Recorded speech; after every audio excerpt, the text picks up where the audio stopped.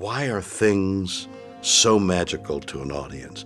Why do things last so long? Because it's so touching and because it's meaningful. And that story touches you. It's universal. It was a beautiful story. It was lovely to act. It was well directed, shot, everything. It's one of those wonderful moments. Star Trek was cancelled after just 79 episodes, but in that time it made quite an impact. There were many great episodes, but the main episode that stood out is the episode The City on the Edge of Forever, which has so many great elements to it. Adventure, time travel, romance. It also dealt with loss and having to make a decision which can change the course of history. Harlan Ellison was the first writer hired by Gene Roddenberry to write the original draft and story, which was to become the episode The City on the Edge of Forever. Gene wanted to have the best science fiction writers producing scripts for his show. At the time, Ellison was in high regard, nominated for the 1965 Writers Guild of America Award for Outstanding Script for a Television Anthology, with his script for The Outer Limits episode Demon with a Glass Hand. To write the episode, it took over 10 months. From the initial pitch by Harlan Ellison to the final rewrite by Gene Roddenberry. Harlan Ellison worked on a 10-page outline. Ellison was greatly inspired after reading a biography on the evangelist Amy Semple McPherson and loosely based Edith Keeler on her. Ellison thought it would be an interesting idea to have Kirk travel back in time and fall in love with Edith, but she must die in order to preserve the future. Ellison thought it would have a heartbreaking effect on Kirk and would add more depth to the character. Ellison's first version introduced a new character, Lieutenant Richard Beckwith, who was sentenced to death after he kills a fellow crewman after trying to push a drug called Jewels of Sound. Beckwith is escorted to the surface of a nearby planet alongside Kirk, with Spock to carry out the execution by firing squad. When arriving, they discover an ancient civilization and the ruins of a city. This was Ellison's City on the Edge of Forever. It is inhabited by several 9-foot-tall men, the Guardians of Forever, who protect an ancient time machine. Kirk asks to see the history of the United States, as it shows the Great Depression of the 1930s. Beckwith jumps into the projection and disappears. The Guardians tell Kirk that history has been altered, and upon returning to the Enterprise, they discover that the vessel, now named the Condor, is now manned by renegades. This idea was later used in the episode Mirror Mirror. They fight their way back to the transporter room and return to the planet. The Guardians allow Kirk and Spock to pursue Beckwith into the past. They are told by the Guardians that Beckwith has prevented the death of Edith Kostler. As in the final version, Kirk falls in love with Edith. In this version, however, he does so knowing that she must die. His deep emotions for her prevent him from stopping Beckwith from attempting to save Kostler. Spock has to kill her. Roddenberry had asked for the ship to be placed in danger, so Ellison added the renegade element to the story. Ellison completed his first draft of the teleplay in 3 weeks, handing it to the producer and director, Bob Justman. However, there had to be many more changes made. They also changed Edith Kostler's surname to Keeler. For the majority of the plot points remained unchanged. The Beckwith character arc was cut out and replaced by McCoy and his accidental hypo-injection. NBC hated the thought of showing drug use on television in 1967, and Roddenberry refused to have an Enterprise crew member be a bad guy. Bob Justman was concerned over the potential cost to the film and the treatment. His main concerns were about a time portal effect and a scene involving a mammoth, and the number of exterior and night shoots that would be required. Despite this, Roddenberry asked Ellison to turn it into a shooting script. Roddenberry and Justman had a very difficult time convincing Ellison to make more changes. William Shatner even was sent to Ellison's house to try to convince Ellison to make the changes. Shatner claimed that he was shouted at and thrown off Ellison's property. According to Ellison, Shatner had a personal interest in having the script revised because Leonard Nimoy had more lines than him. And I wrote what I thought was a dynamite script. Really a dynamite script. Then, as happens in television, it's the old French joke about the chef who has made a great soup, and all the other chefs come in and they say, well, we must make it just a little bit better, and they all piss in it. Everybody pissed in my script. It is very painful for writers who care about their work. If you don't give a damn, if you're doing it for the money, if you're just doing a job, doesn't matter. Take the money and you run, because they pay you very well. But if you care about what you write, then it is a constant and ongoing heartache. And when people ask me about Star Trek and why I seem unhappy about it, I'm unhappy because the show that was finally aired is about 1/100th of what was in that original script. As conceived and originally written by award-winning science fiction writer Harlan Ellison, City on the Edge of Forever was already a great story. Gene Roddenberry and other Star Trek staff writers rewrote substantial portions of Harlan's script, making it fit the previously established Star Trek format for length and character. These changes were the cause of a falling out between Roddenberry and Ellison, and Harlan went so far as to threaten to take his name off the credits. Roddenberry disliked the new version and convinced Ellison to come back and rewrite it again. Gene Roddenberry said, although Ellison's final draft was a fine story and he was an extremely talented writer, Gene felt strongly that it needed to be either rewritten by someone else or totally scrapped.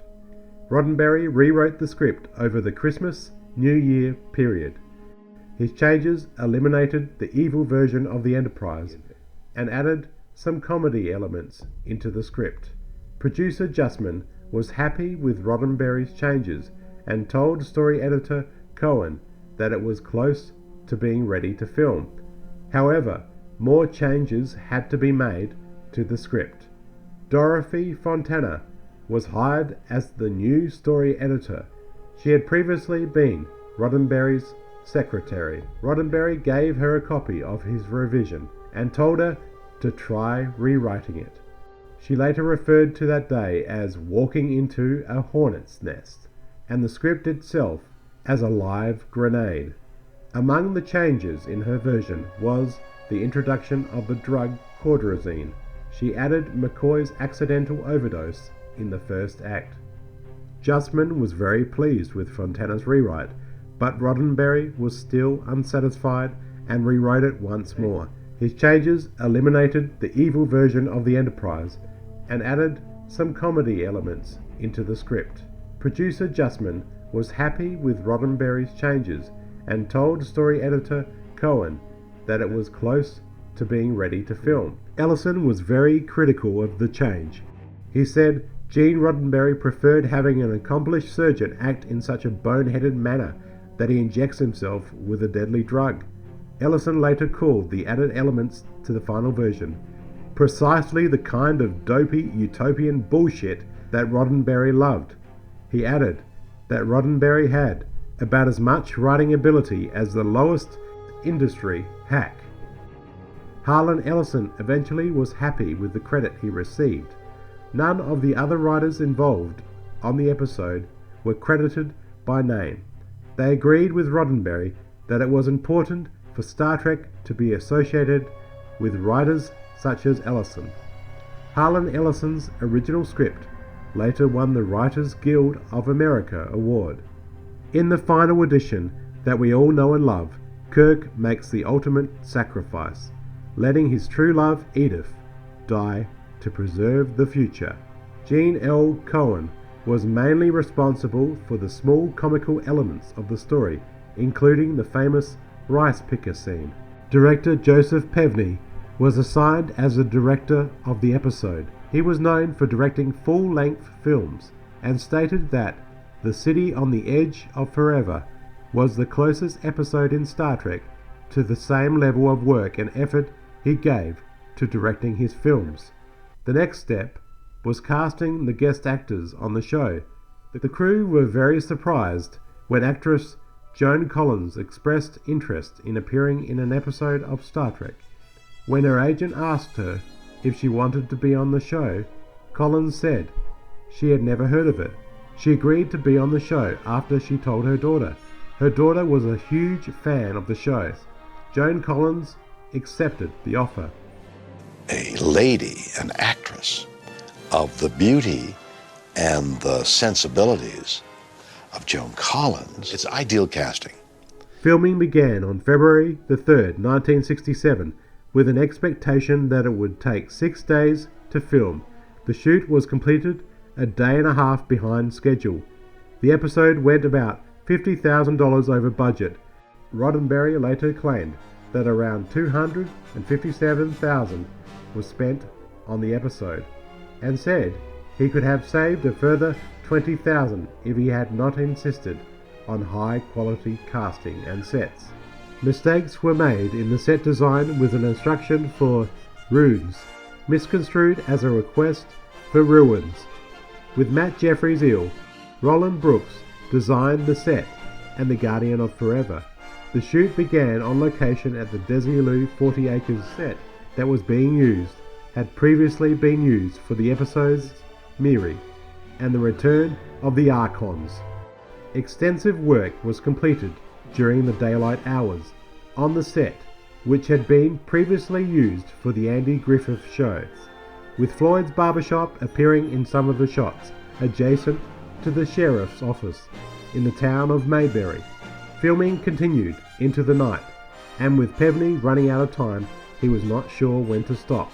The problem was that other series such as Rango and Gomer Pyle had the sets booked up for the next several days, and they were unsure whether they would have time to return and film the missing scenes. After a weekend break, filming resumed on the Desilu Gower Street sets. DeForest Kelley felt that McCoy should also fall for Keeler, so Pevney shot the scenes with that element included, but never included it in the final cut. The following 2 days were spent on the same sets, while on day 5 the action moved to the bridge set for the Enterprise. But by now the production was a full day behind, and these were pushed to the following day. Partway through day 6, the filming moved to a neighbouring set, which was used for the next 2.5 days. The montage of historical footage was all taken from the Paramount Film Library. The episode received high critical acclaim and has been frequently stated to be the best episode of the franchise. The Guardian of Forever's only other on-screen appearance was in the animated episode Yesteryear in 1973, in which the Guardian's voice was provided by James Doohan, who portrays Chief Engineer Montgomery Scott, and was suggested at one point to appear in Star Trek The Next Generation. It has been included in a variety of Star Trek novels, comic books, and video games. A return for the Guardian in The Next Generation was proposed during the writing of the episode Yesterday's Enterprise.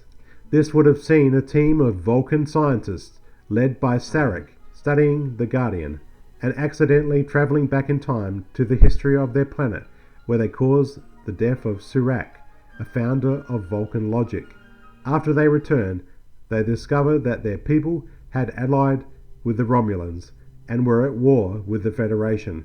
In response, Sarek elects to return to the past and take on the role of Surak to restore the timeline.